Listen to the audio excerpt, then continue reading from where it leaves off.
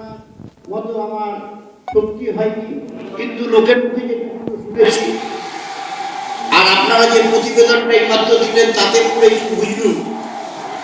ওনার যখন কর্মযোগ্য লঘুমধ্যা বুদ্ধ এসছেন কাউন্সিলর আমাদের, তা বিষয়টা হচ্ছে আপনাদের প্রতিবেদনটাও বললাম, আমি শুনেছিলাম তিনি সমূহ আন্দোলনের একটা কর্ণধার ছিলেন। তখন যখন নাকি তিনি সমূহ আন্দোলনের কর্ণধার, মরানগরের লোকসংখ্যা সর্ববৃহৎ, আপনাদের প্রতিবেদন থেকে যেটুকু বুঝলাম 24,000, তার মধ্যে 12,000 পুরুষ আর 12,000 সাতটি হচ্ছে মহিলা। এই নিয়ে হচ্ছে মরানগর। তার মানে এত বৃহৎ মরানগরের দারুণ ইতিহাস আছে।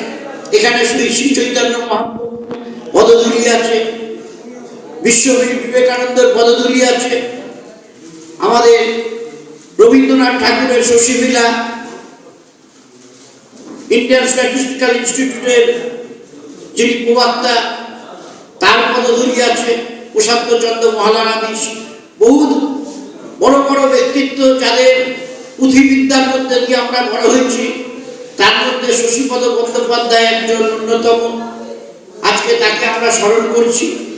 আপনারা যারা এই সংস্থার কর্ণধার তাদের বলব, এটা যখন শুরু, নিশ্চয়ই 1 বছর ধরে ক্রমান্বয়ে পালাক করে বিভিন্ন অনুষ্ঠানের মধ্যে দিয়ে তাকে আমরা শ্রদ্ধার সঙ্গে স্মরণ করব।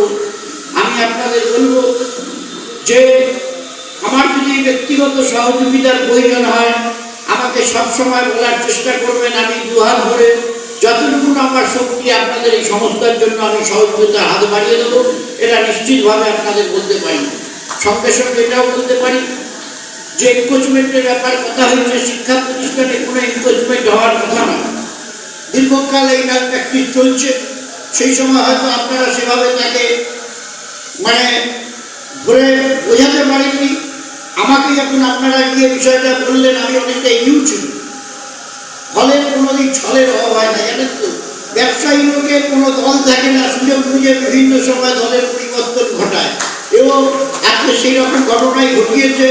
সময় একটু লাগছে কথা ঠিকই, কিন্তু আপনাকে এটা বলছি, এনকোচমেন্ট আগামী 1 মাসের মধ্যে দূর করে দেবো, এটা আমি বলতে পারি শিক্ষা প্রতিষ্ঠানের স্বার্থে।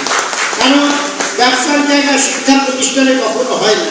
আর যিনি এই জায়গায় এনকোচমেন্ট করে আছেন, আমার কথা তার কানে পৌঁছচ্ছে কিনা জানি না, আমি দাদা বলি, ভাই বলি, যাই বলি, একটু দয়া করে মাইক্রোফোনের শব্দ তরঙ্গ যদি কন্ট্রোল করে অনুধাবন করেন। আমার মনে হয় এই সংস্থার যারা কর্ণধার তারা কেউ আপনার শত্রু না, কিন্তু সংস্থা বাঁচাবার জন্য এনকোচমেন্টটা সরিয়ে দেওয়া উচিত পরিবেশ দূষণের হাত থেকে, এইটাটুকু বলতে পারি। আর যদি নিজে থেকে না সরান তাহলে প্রশাসনিক স্তর বলপ্রয়োগ করে কিছু একটা করতে হবে, সেইটা যাতে না করতে হয় দয়া করে আপনি নিজে সরিয়ে দিন। শিক্ষা অনুরাগী, শিক্ষা প্রেমী সাধারণ মানুষের সাথে এটা করবেন। আর এই যে রিডিং লাইব্রেরি দীর্ঘকালের 150 বছরের, এই রিডিং লাইব্রেরিতে আমাদের মাধ্যমিক, উচ্চ মাধ্যমিক স্তর বা ডিগ্রি কোর্সের ছাত্রছাত্রীরা এখানে পড়ালেখার বইয়ের সুযোগ পায় কিনা আমি জানি না। বড়নগরে এমনও বহু ছেলে মেয়ে আছে যারা আর্থিক দিক দিয়ে অত্যন্ত দুর্বল, এই লাইব্রেরি থেকে বই নিয়ে তাদের পড়তে হয়। সেরকম যদি একটা পরিবেশ পরিস্থিতি আপনারা তৈরি করেন, সেক্ষেত্রেও যদি আমাদের প্রয়োজন হয়, আমাদের বড়নগর পৌরসভাকে প্রয়োজন হয়, নিশ্চিতভাবে আমরা সহযোগিতা করবো, এটা দায়িত্ব সহকারে আপনাদের বলতে পারি।